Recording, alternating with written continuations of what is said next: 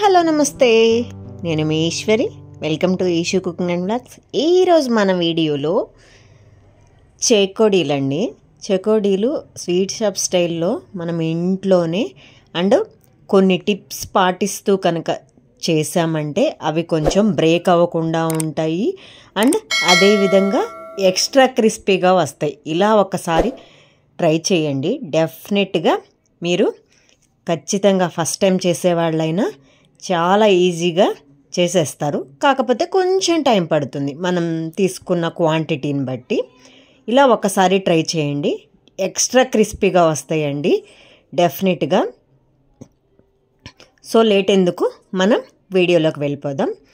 First ఒక mixing bowl తీసుకొని 2 కప్పుల రైస్ ఫ్లోర్ అండి, బియ్యపిండి తీసుకొని దానిలోకి మనము ఒక 2 టేబుల్ స్పూన్ల శనగపిండి, ఈ 2 ఒకసారి ఈ విధంగా మిక్స్ చేసేసుకొని దీన్ని మనం పక్కన పెట్టేసుకుందాం.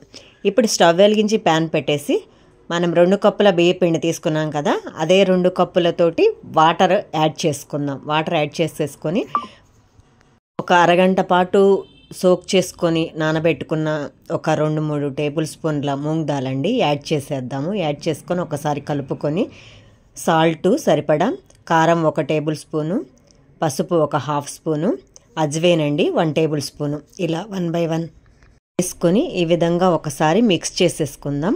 ఇప్పుడు మనం బటర్ అండి, వెన్న, నేను ఇంట్లో తీసిన వెన్నే వేస్తున్నాను, మీ దగ్గర ఏదున్నా వాడుకోవచ్చు.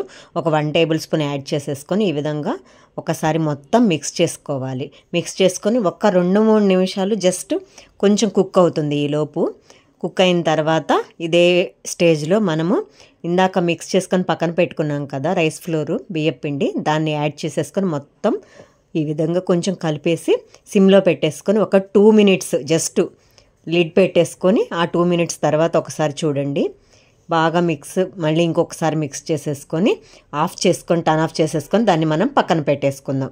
పక్కన పెట్టేసుకొని కొంచెం చల్లారనివ్వాలండి, ఎక్కువ అవసరం లేదు. కొంచెం మన చేతికి సరిపడా, మరీ డ్రై అయిపోకూడదు. ఇక్కడ మనకి టిప్ ఏంటంటే, ఇక్కడ పిండి ఎప్పుడు ఈ పిండి అనేది పూర్తిగా చల్లారకూడదండి. బాగా చల్లారే కొంది అది డ్రై అయిపోయి మనకి విరగడం స్టార్ట్ అవుతుంది. సో అందుకే ఈ బ్యాటర్ని మనం జాగ్రత్తగా మంచిగా బాగా కలుపుకొని ఈ విధంగా ఒక ఫ్లోర్ లాగా పెట్టేసుకొని ఏదో ఒక దాని మీద మీరు ఈ విధంగా మంచిగా సాఫ్ట్ డౌగా కలుపుకోవాలండి. ఇట్లా వీడియోలో చూపిస్తున్న విధంగా ఇది కలుపుకొని దీన్ని మనం ఒక బౌల్లో పెట్టేసుకొని మూత పెట్టేసుకొని కనుక మీరు పెట్టేసుకున్నారంటే అది చల్లబడకుండా ఉంటుంది.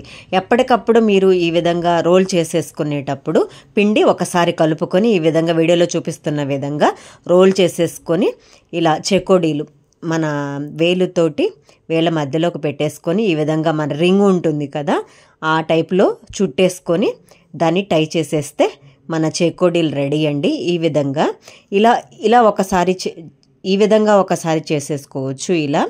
అండ్ అదేవిధంగా మనం ఆ పిండిని మనం మూత పెట్టి పక్కన పెట్టేసుకుందాం. ఇలా రోల్ చేసేసుకొని ఒక పద్ధతిలో చేసుకోవచ్చు.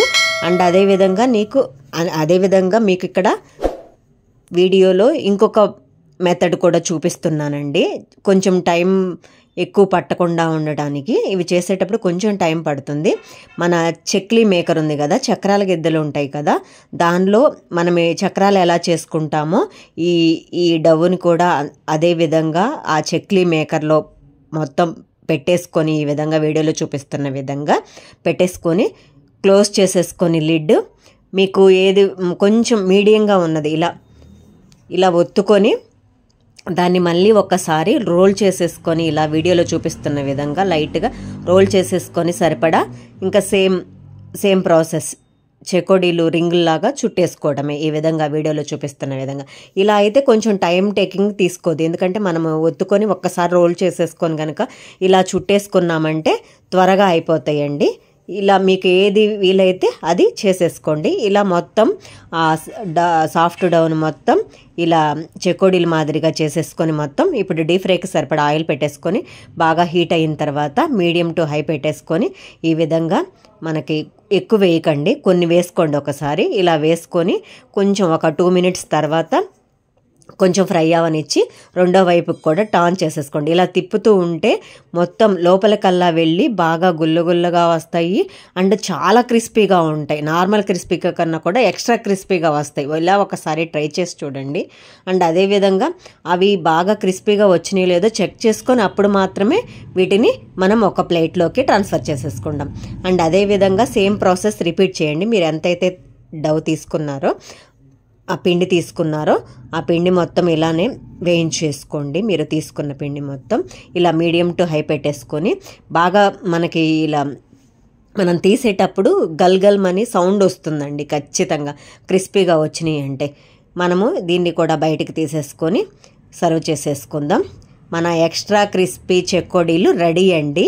ఇలా ఒక్కసారి ట్రై చేయండి. డెఫినెట్గా మీరు ఫస్ట్ టైం చేసేవాళ్ళైనా బాగా వస్తాయి అండ్ క్రిస్పీగా కూడా ఉంటాయి. ఎందుకంటే మనం ఇక్కడ పిండి ఎప్పటికప్పుడు కలిపేటప్పుడు ఒకసారి మిక్స్ చేసుకొని కనుక చేశారంటే మీకు ఇవి బాగా వస్తాయి. అండ్ నా రెసిపీస్ కనుక మీకు నచ్చినట్లయితే లైక్ చేయండి, షేర్ చేయండి, సబ్స్క్రైబ్